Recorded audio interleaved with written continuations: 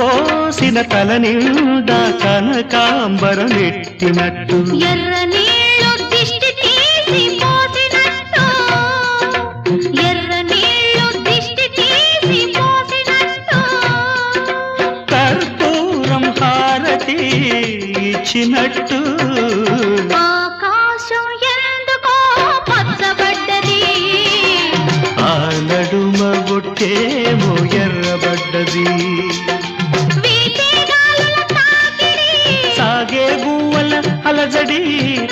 రమ్మని పిలిచే